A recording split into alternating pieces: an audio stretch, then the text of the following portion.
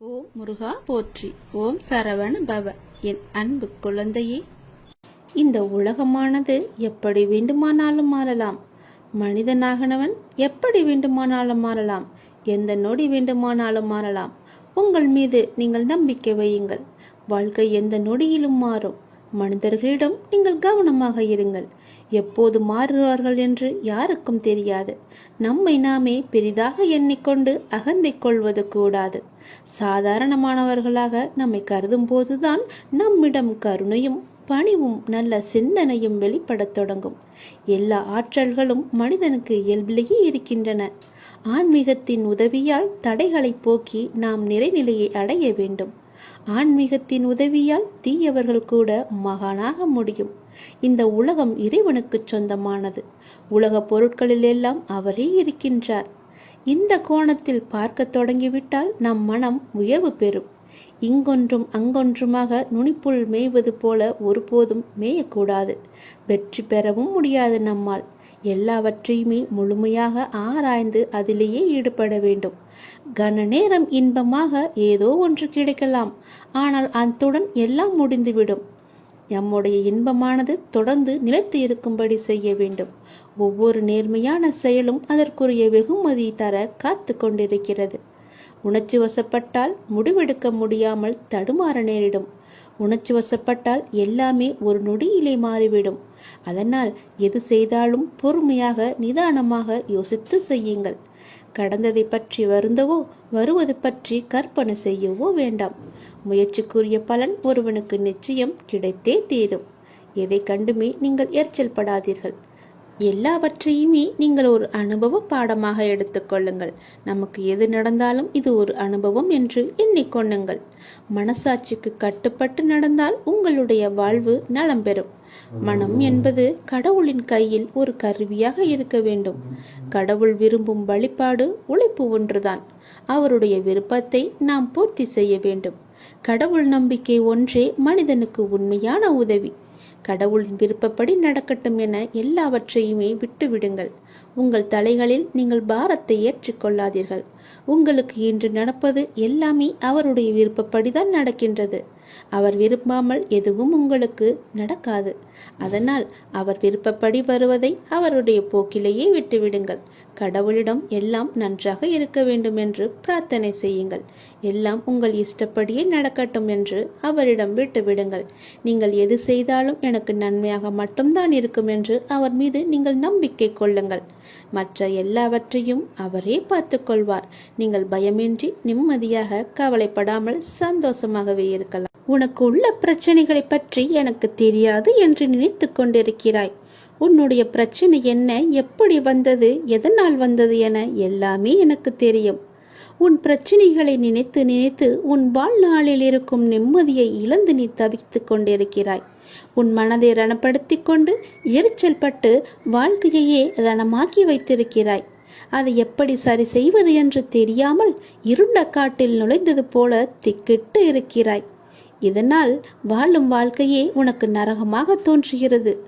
ஒரு விஷயம் உனக்கு பிடிக்கவில்லை என்றால் அதை நீ விட்டுவிடு. விரும்பாமல் ஏற்றுக்கொள்வது சரியல்ல. உனக்கு நீயே செய்யும் தீமை. உனக்கு நீயே வேஷம் போடுகிறாய் என்ற அர்த்தம். உனக்கு அது நிம்மதி தராது. மற்றவர்களுக்கும் நிம்மதி இல்லாத சூழலை உருவாக்கும். அதை விட்டு நகன்று விடுவதுதான் சிறந்தது உனக்கு. அமைதியாய் போவதில் தவறு இல்லை. ஆனால் அந்த அமைதியை ஏற்க முடியாமல் சில பேர் இருப்பார்கள். காரணம், உன்னிடம் பேசி பழகிவிட்டார்கள். அவர்களுக்கு அது ஏற்றுக்கொள்ளக்கூடியதாக இருக்காது. அவர்கள் செய்யும் சில விஷயங்கள் வருத்தத்தை ஏற்படுத்தியது என்றால் மனம் வருந்தாமல் அமைதியாக நீ விலகிவிடு. அவர்களுக்கு நீ விட்டு சென்றதாக தோன்றும். உண்மையான காரணத்தை அவர்களுக்கு நீ உணர்த்த வேண்டும் என்று அழையாதே. உன்னை புரிந்தவர்களாக இருந்தால் அது அவர்களுக்கு தெரியும். அவர்கள் செய்த தவறு என்ன, எதற்காக நீ அமைதியாக இருக்கிறாய் என்று. இதையெல்லாம் ஒரு விஷயமாக எடுத்துக்கொண்டு நீ கலங்காதே. அதை மற்றவர்களிடம் கோபமாய் வெளிப்படுத்துகிறாய். அப்படி அவர்கள் என்ன செய்தார்கள்? கோபத்தையும் எரிச்சலையும் விடு. உன்னை காயப்படுத்தினது நியாயமில்லைதான். அதற்காக அந்த கோபத்தை மற்றவர்களிடம் காண்பிப்பது மிகவும் தவறு.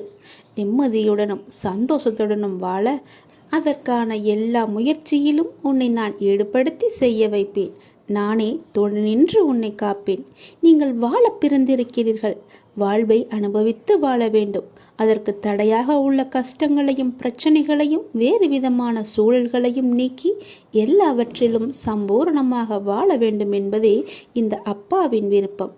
அப்பாவின் விருப்பம் உங்கள் வாழ்க்கையில் நடைமுறைக்கு வர வேண்டும் என்றால் அப்பா உங்கள் மனதில் இருக்க வேண்டும். அப்பா என் மனதில் இருப்பதை எப்படி அறிந்து கொள்வது என நீ கேட்கலாம். எந்த மனதில் அமைதியும் சாந்தமும் நிலவுகிறதோ, எந்த மனம் எப்போதும் அன்பினால் நெகிழ்கிறதோ, எந்த மனம் எப்பொழுதும் பொறுமை காக்கின்றதோ, எந்த மனம் அனைத்தையும் சகித்து கொண்டு போகிறதோ அந்த மனதில்தான் அப்பா முழுமையாக இருக்கிறார். சில நேரங்களில் கஷ்டம் கலங்கச் செய்யும், வேதனை திகைக்க வைக்கும், பிரச்சனைகள் மூழ்கடிப்பது போல தெரியும். ஆனால் திகைக்கக்கூடாது. எதையும் முன்ஜென்மத்து வினை என எடுத்துக்கொண்டு இனி வரும் நாட்களில் நாம் நன்றாக இருப்பதற்காக இந்த நிலையை அப்பா தருகிறார் என ஏற்றுக்கொள்ள வேண்டும். மனநிலை மற்றும் மாறுதல்களுக்கு மௌன சாட்சியாக இருப்பவன் இறைவன். அப்பா எனக்கு எதையும் செய்யவில்லை என கதறி அழுத நாட்கள் உண்டு. அழுத நாட்கள் எல்லாமே முடிந்து போகும். ஆனந்தமான காலம் உங்களுக்காக காத்திருக்கிறது. மரம் இலைகளை உதிர்க்க ஆரம்பித்து மொட்டையாகி நின்றால் மரம் பட்டுவிட்டது என நாம் கதறுவது கிடையாதே. இது இலையுதிர்காலம், இனி வசந்த காலம் வரும் என்பதை நினைத்து நாம் காத்திருப்போம் இல்லையா? அப்படியேதான் உங்களுடைய வாழ்க்கையும். இந்த துன்ப நாட்கள் எல்லாமே முடிவுக்கு வரும். முடிவுக்கு வந்து உங்களுக்கு இன்பம் சேரப்போகிறது. அன்றைக்கு நீங்கள் தகுதியாக இருப்பதற்கு இந்த கஷ்டம் என்ற பயிற்சி உங்களுக்கு அளிக்கப்படுகிறது. அப்பா எப்படி முழுமையானவரோ அப்படியே நீங்கள் முழுமையான தன்மை உடையவர்கள். அவரே முழுமையை நோக்கி உங்களை அழைத்து செல்வார்.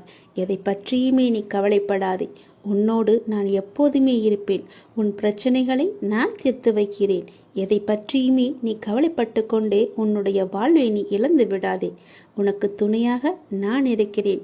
உன்னுடைய வாழ்க்கையை நீ சந்தோஷமாகவே வா. உனக்கு நிறையவே பிரச்சனை இருக்கிறது.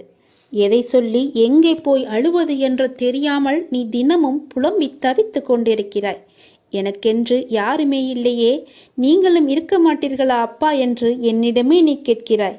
உனக்கு யார் இல்லை? எல்லோருமே இருக்கிறார்களே. நீதான் அவர்களை புரிந்து கொள்ளவில்லை. யார் என்று சொல்கிறேன் தெரியுமா? அந்த கடவுளை தான் சொல்கிறேன்.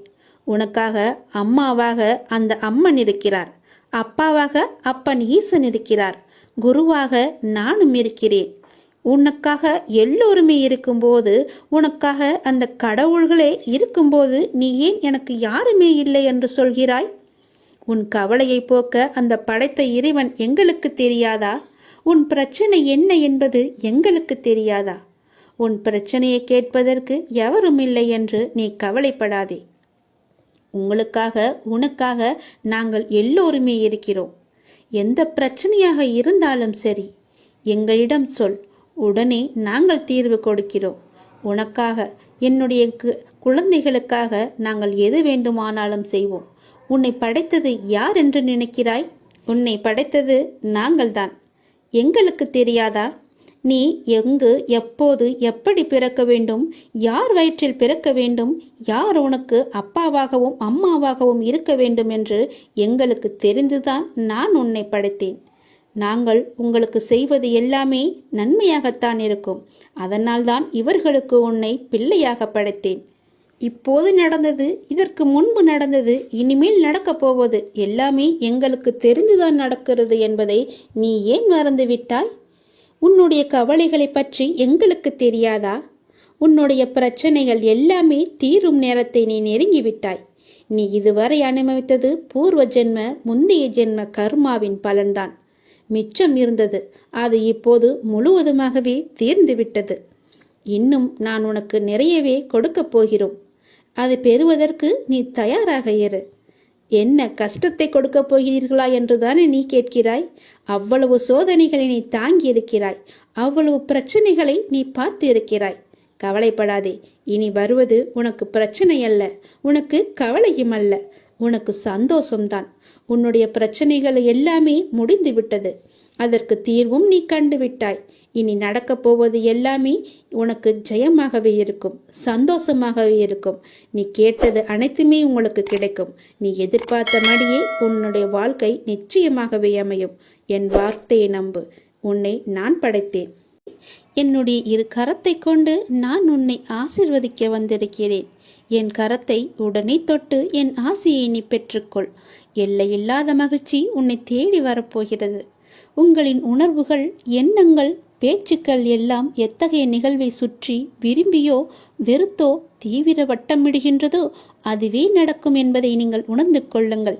உங்களுடைய மனமானது எப்பொழுதும் மகிழ்ச்சியையும் சந்தோஷத்தையும் இனிமையை மட்டுமே நினைத்து வைத்துக் கொள்ளுங்கள்.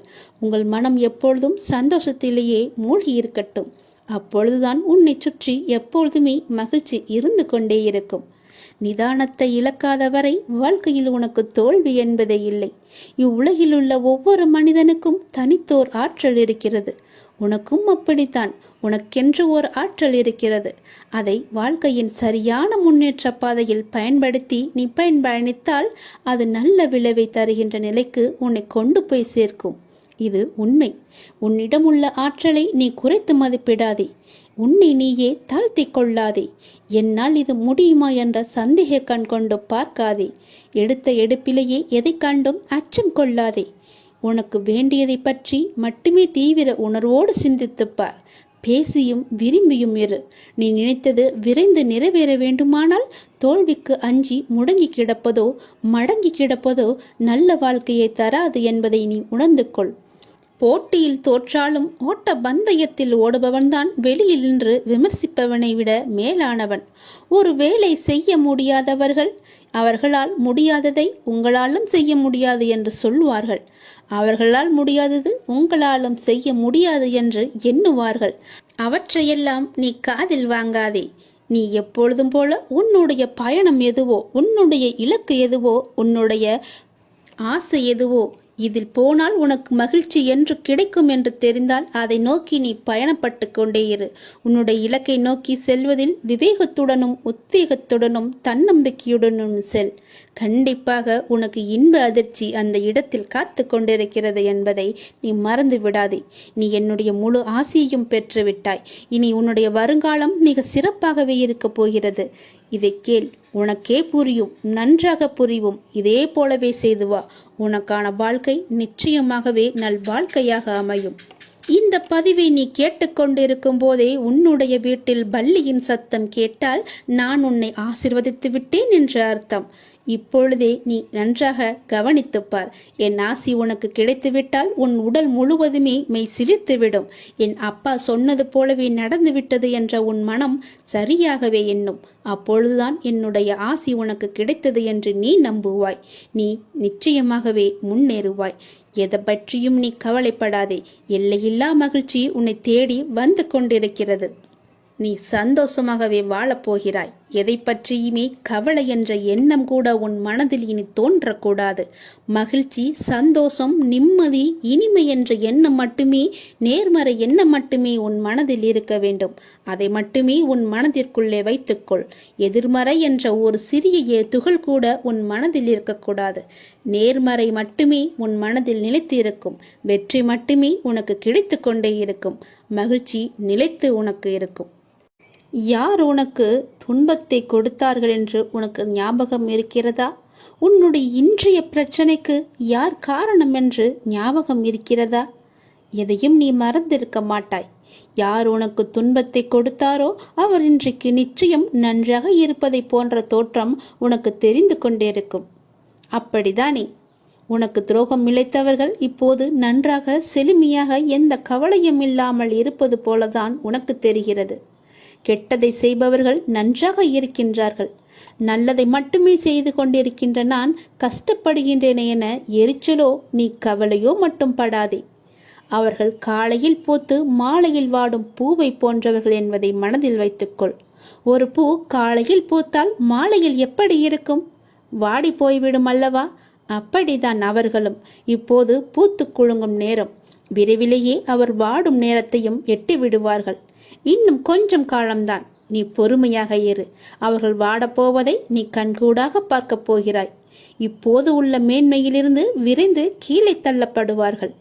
நீ எப்படிப்பட்டவன் என்பது தெரியுமா? நீயோ விருட்சத்தை போன்றவர். விருட்சமாக வேரூன்றி ஆழமாக நிற்கப் போகிறாய். எல்லோருக்கும் நிழல் தரும் மரமாக இருக்கப் போகிறாய். அநேகம் பேர் உன்னை ஏமாற்ற வந்தாலும் நீ எதற்குமே அயர்ந்து போகாதே.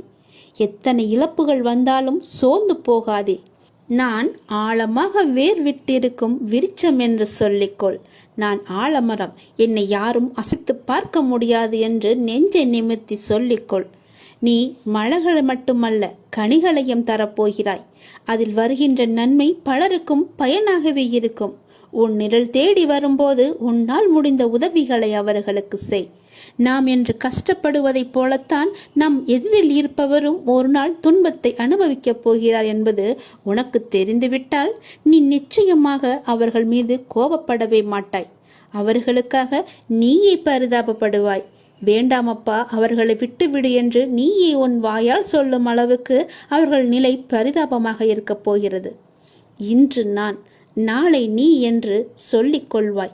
உனக்கு தவறு இழைத்தவரை பார்க்கும்போது இவரும் தண்டனைக்கு தயாராகிறார் என்பதை தெளிவாக தெரிந்து அவருக்காக நீ பரிதாபப்படு.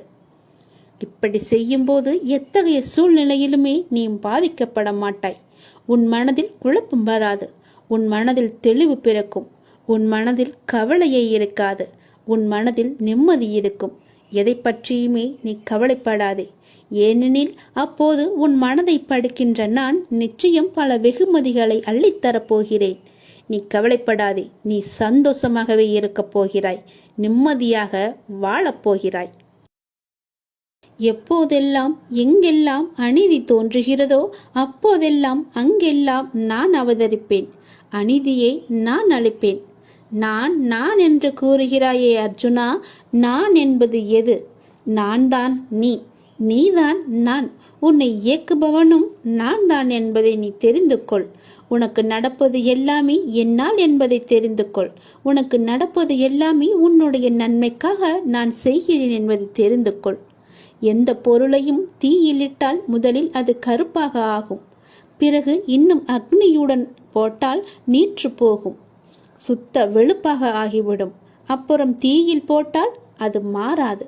அதுவே முடிவான நிலை. இப்படி நீற்று போனதே திருநீரு. நீரு பஸ்மம் எனப்படும். ஈஸ்வரன் மகா பஸ்மம்.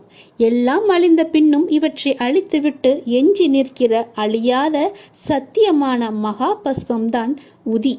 அவன் பஸ்மமாக நீற்று வெளுத்து போனதற்கு முந்திய மாறுதல்தான் கருப்பு. அதுதான் கரி. நிலக்கரிதான் இவ்வுலக ஐஸ்வர்யத்தில் இக்காலத்தில் முதலிடம் பெற்றிருக்கிறது தெரியுமா? எதுவும் தோன்றவும் இல்லை, இங்கு எதுவும் இயங்கவும் இல்லை, மறையவும் இல்லை. புற உலக மாயைகளை நீக்கினால் உனக்கு உள்ளது உள்ளதுபடியே இருக்கிறது. உங்கள் விவாதம் மௌனமாகவே இருக்கட்டும். மௌனத்தை விட சிறந்த விவாதம் ஏதுமே இருக்க முடியாது. அவரவர் விரும்பிய பதிலை அவரை பெற்றுக்கொள்ள உங்கள் மௌனமே ஆக சிறந்த விவாதமாக இருக்கட்டும். நீங்கள் அறிந்ததை கொண்டு கடவுளை வழிபடுங்கள். உனது உள்ளத்தில் இருந்து வழிபடுங்கள். வழிபாட்டிற்கு எந்த ஒரு விதிமுறையும் கிடையாது. உன் தாயை எவ்வாறு உனது தேவைக்கு நீ அழைப்பாயோ அதே அன்பும் அக்கறையுடனும் இயல்புடனுமே எனக்கு போதுமானது என்பதை தெரிந்து கொள்ளுங்கள். இந்த அப்பாவை அழைப்பதற்கு எந்த ஒரு சிறந்த வழிமுறை என்பதும் நான் வைத்து கொள்ளவில்லை. அன்பாக கூப்பிட்டால் போதும். நான் இருக்க பயம் என்று உன்னை தேடி நான் ஓடோடி வந்து விடுவேன். உன் மனதின் குழப்பத்தையும் உன் வாழ்வின் சரியான பாதைக்குமே நான் இவற்றையெல்லாம் தந்து கொண்டிருக்கிறேன். உன்னை முழு திருப்திப்படுத்தவே நான் இதையெல்லாம் சொல்லிக் கொண்டிருக்கிறேன். உன் மனம் சஞ்சலத்தில் இருக்கும்போது என்னுடைய உதியை எடுத்து பூசிக்கொண்டு இருந்து பார். உன் மனம் தெளிவாகும். உனக்கு மாமருந்தே இதுதான். உன் மனம் உடனடியாகவே தெளிவடைந்துவிடும். உன் பார்வையே உனக்கான வெற்றி என்று தெரிந்து கொள். தன்னுடைய நிலை உணர்ந்து இன்ப துன்பங்களை சமநிலையில் எதிர்கொண்டு எதிர்பார்ப்பில்லாமல் வாழ்ந்து பாருங்கள். உங்கள் வாழ்வில் எதிர்பார்ப்பு இருந்தால் உங்கள் வாழ்க்கையே நிம்மதி இல்லாமல் போகிவிடும். இன்று இப்போது இந்த நொடிதான் நமக்கு உள்ளது என்று சந்தோஷமாக வாழுங்கள். எதிர்பார்ப்பு இன்றி வாழ்ந்து பாருங்கள். நிம்மதி நிலைத்து இருக்கும். இன்று உனக்கு நடப்பது எல்லாமே, எது நடந்தாலும் அது கடவுளின் அனுமதியோடு மட்டும்தான் நடக்கிறது என்று பொருள் உணர்ந்து கொள். இதை நீங்கள் கண்டனம் செய்தால் கடவுளின் விருப்பத்தை, கடவுளின் பேரறிவை, கடவுளின் தீர்ப்பை நீங்கள் விமர்சிக்கின்றீர்கள் என்றுதானே அர்த்தம்? அவ்வாறு செய்யலாமா? அதை நீங்கள் செய்யாதீர்கள். அவர் அனுமதித்ததை நீங்கள் பெற்றுக்கொள்ளுங்கள். எதுவாக இருந்தாலுமே இது கடவுளின் செயல் என்று நினைத்து சந்தோஷமாக இருங்கள். உங்களுக்கு அமைதி கிட்டும். நம் விருப்பமா உலகை இயக்குகிறது? இல்லையே. கடவுள் பொருள்களை முழுமையாக பார்க்கிறார். மனிதன் பொருள்களை ஒரு பகுதியாக பார்க்கிறான். மனிதன் கடந்த காலம் மற்றும் எதிர்காலத்தில் இருந்து பிரிந்து நிகழ்ச்சிகளை நிகழ்காலத்தில் மட்டுமே பார்த்து கொண்டிருக்கிறான். கடவுளுக்கோ முன் நடந்ததும் தெரியும், பின் நடக்கப் போவதும் தெரியும், இப்போது நடக்க இருப்பதும் தெரியும். அதனால்தான் கடவுள் ஒற்றுமையை காண்கிறார், மனிதன் வேற்றுமையை காண்கின்றான். கடவுள் பூரணமான நியாயத்தை காணும் போது அதே தருணத்தில் மனிதனோ அதை காண்பதே கிடையாது.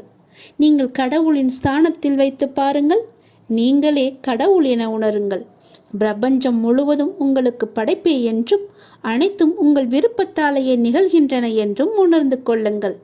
உடனேயே உங்களுக்குள் அபரிமிதமான அமைதியும் ஆற்றலும் ஊற்றெடுப்பதை நீங்கள் உணர்ந்து கொள்வீர்கள். பிறர் நம்மை திட்டும் போது பிறர் உங்களை காரணமின்றி திட்டுவதாகவும் காரணமின்றி துன்புறுத்துவதாகவும் நீங்கள் கூறுகின்றீர்கள். அது உண்மையாக இருந்தாலும் கூட அதற்காக அலட்டிக் கொள்ளாதீர்கள். நிலைமையை பொறுமையுடன் சமாளியுங்கள். இக்கட்டான நிலைமைகளை சமாளிப்பதில் அமைதி ஒரு சக்தி வாய்ந்த ஆயுதம் என்பதை நீங்கள் காண்பீர்கள். யாராவது உங்களை திட்டினால் கண்களை மூடிக்கொண்டு பொறுமையாக இருங்கள். பிறர் அவர்கள் விருப்பம் போல நினைக்கட்டும், அவர்கள் விரும்புவதை சொல்லட்டும். இந்த உலகம் முட்டாள்களால் நிறைந்தது. நீங்கள் அறிவுடையவராக விளங்குங்கள். எல்லோர் முன்னிலையிலும் பணிவுடன் இருங்கள். எந்த நிலைமையிலும் அடக்கமாக இருங்கள். நான் உயர்ந்தவன் அல்லது தாழ்ந்தவன் என்ற எண்ணத்தை விடுத்து அனைவரிடமும் அனைத்திடத்தும் கடவுளை காண கற்றுக்கொண்டால்தான் இது சாத்தியமாகும். கடவுள் அப்படித்தான் விரும்புகிறார். எனவே அது அப்படியே இருக்கட்டும். பிறர் உங்களை நிந்திகையில் நீங்கள் மௌனமாக இருங்கள். கலக்கம் அடையாதீர்கள். பழி சொற்களை ஏற்றுக்கொண்டால் என்ன ஆகப் போகிறது? அடக்கத்திலும் தூய்மையிலும் நீங்கள் வளர்ச்சி அடைவீர்கள். அதுவே மிக பெரிய தவம் என்பதை தெரிந்து கொள்ளுங்கள். ஆன்மீகத்தில் நீங்கள் உயர்வடைவீர்கள். நிச்சயமாகவே யாராவது உங்களை வசிப்பாடினால் அவர்கள் முடிக்கும் வரை என்னுடைய நாமத்தை நீங்கள் ஜபித்து கொண்டே இருங்கள். வாய்விட்டு கூறினாலும் சரி, அவர்கள் கூறுவது உங்கள் காதுகளில் விழாது. நீங்கள் செவிடாகி விடுவீர்கள்.